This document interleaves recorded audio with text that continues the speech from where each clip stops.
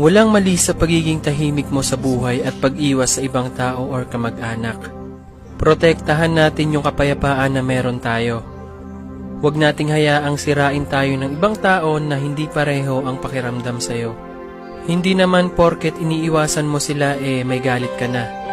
As we grow old, kailangan natin maintindihan na hindi lahat ng tao pareho ang ugali sa umpisa hanggang sa huli. Lahat tayo nagbabago.